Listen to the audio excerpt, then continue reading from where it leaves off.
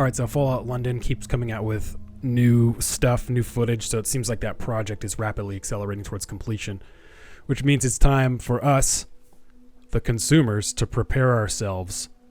And in order to do that, we're going to have to understand how to speak British. So I found this article here. It's from lifehack.org. It's by Anna Chui. 50 awesome British slang terms you should start using immediately. That would be cultural appropriation, so I'm not going to start using them, but I am going to read them for the purposes of playing Fallout London. Okay, ace. It's great. All to pot, that means it goes to shit. Blimey, we all know that one. Blinding. Blinding is a slang term that is excellent, great, or superb. Bloke we know, bloody we know. Bob's your uncle, Fanny's your aunt. I feel like I actually do use this one every now and then in real life. Bollocks, that means testicles. Bollocking, very different to bollocks. Bollocking is telling off or severe or enthusiastic reprimand from a boss, coworker, partner, or anyone you like for a misdemeanor. My wife gave me a real bollocking for getting to pick up the dry cleaning on my way home to work. Okay, I'm starting to think old Anna, what was her name? I think Anna might have typed to talk this or something, because there's like some typos in here.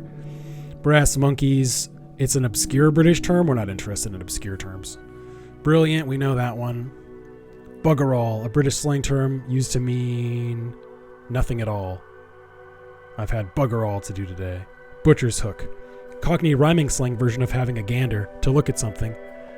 Though it may seem strange at first, it's pretty simple. It is constructed out of expressions. Second word, in this case, the way hook rhymes directly with look. However, perhaps contrary to expectations, the word hook is often removed, so you may hear someone say, have a butcher at this. But like most things Cockney, it's becoming less popular. Is that... I wonder why she says that in there. Car park, that's a driveway or a parking lot. Cheers, we say cheers here.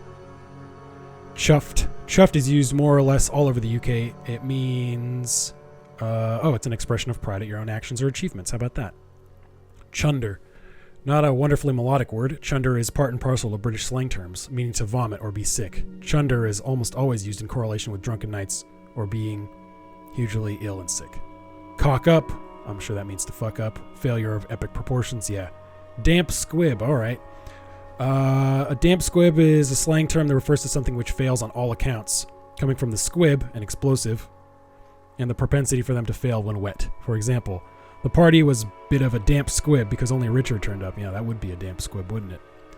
Do is essentially a party, so... Birthday do, okay. Dodgy, yeah, that means shifty, shady, untrustworthy. Wrong, illegal, or plain off. Fortnight, that's just 2 weeks. I don't think that's a slang term. Gobsmacked, to be flabbergasted, yeah. Grockle. This is cheating. It is almost exclusively used in the English county Devonshire, but I'm including it because it's fun to say. Okay, I don't go over there anymore. It's full of grockles these days, so cheats. Gutted. Gutted, a British slang term, is one of the saddest on the list in terms of pure contextual emotion. To be gutted about a situation means to be devastated with sadness. Have a gander, that means take a look. Hunky-dory, that means everything's good, positive, A-OK, jammy. Semi-common word used in the northwest and southwest of England. It is a descriptive, why don't you just say west, without putting in much effort. I can't believe you won that proper jammy. Oh, lucky, you win something by luck. That's jammy. Kerfuffle, a skirmish or fight. Yeah. Knackered means you're tired. Lost the plot means you lost the point. Mate, your buddy, your friend. Minging is a lovely alternative to the word disgusting or gross. Muck. Muck is a substitute for dirt. Nice one. How is that a slang term? That's two normal words. Our kid, only from Manchester. Okay, it doesn't count. Pork pies is not a hat? What? It's a synonym for lies. Okay, so I guess there's this Cockney rhyming thing where, like, if a word rhymes, you could just say a rhyming word instead. They must be a very melodic people. Posh, I'm pretty sure posh means super nice or wealthy. It's similar to the American word fancy. Okay, the American word fancy, is fancy a slang term? Proper. Proper is used as an alternative to very, or so the meal was proper tasty, or don't do that, it's not proper, which is not a slang term, just a normal word. Rubbish. Rubbish means trash. Scrummy. One of the more delightful British slang terms in this list, scrummy is used as a wonderfully effusive term for when something is truly delicious and mouthwateringly good. For example, Mrs. Walker's pies are scrummy. I had 3 pieces. Scrumptious? Sick. It sounds sick. Yeah, sick is an American slang term. Skive. Skeevy. Skivey? A British slang term used to indicate when someone has failed to turn up for work or an obligation due to pretending to fake an illness. Oh, that's good. They have a word for that. We just call that faking being sick. What do we call that? Playing hooky? Taking the piss. Given the British tendency to mock and satirize anything and everything possible, that seems derogatory. Taking the piss is in fact one of the most popular and widely used British slang terms.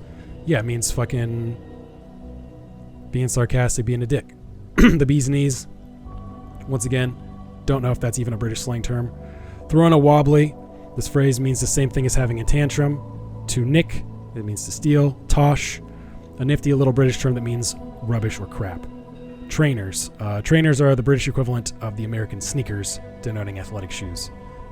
So we say sneakers to refer to athletic shoes. They say trainers to refer to athletic shoes. Okay.